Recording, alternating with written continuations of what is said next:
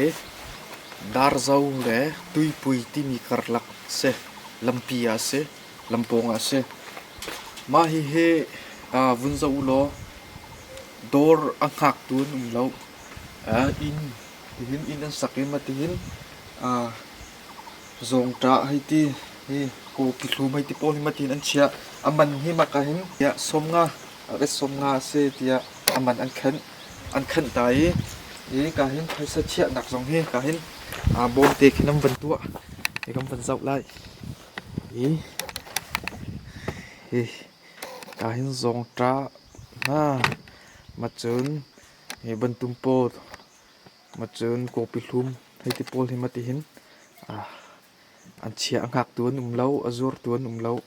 e du mi pau ni chok du mi pau ni lak in phaisa he hi ka han chia se hi ka hin bom chunga hin phaisa he chia e amak ngai kro har ngai se khri faram an sinak alang nak cho ma bakinai thai e ai chocolate mi zong ni fir zong lo lak piak man lo in lak piak ti zong lo ma ti bak in hangam tak tak bak in ti hin an chia top e hi ka hin vun zo lo hi ka lei thlang lei azuang mi he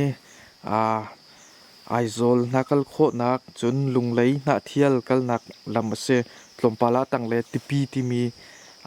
va phak ase chun hi ka lei achak lei hitin akai mi lam he sangaw lei kal nak lam se e ma chu hitin lampia lamponga matihin inan sake aho man zon lo e in ka to zon than di dum phun ase e ma chu wa chun atunan van nu mi ban tuk bakhin he tihin zong tra na he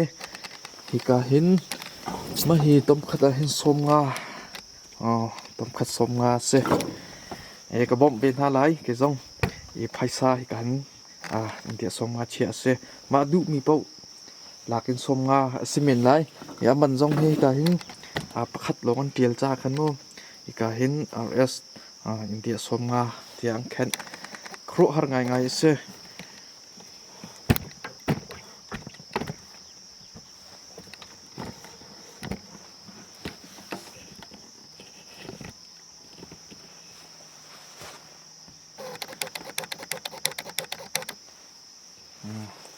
pakhat in kalak lai okay zong ta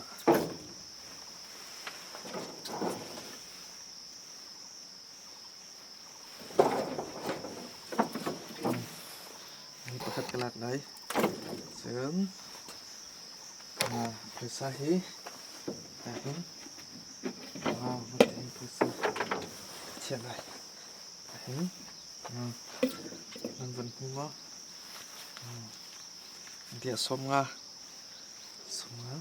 okay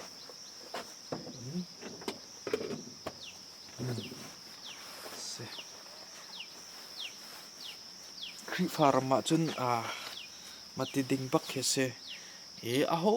man a chocolate mi zong ni ilak piak ichu ilak hai ti zong lo fir ti mi fem kharap lo e ma ni hin khri farma sinak he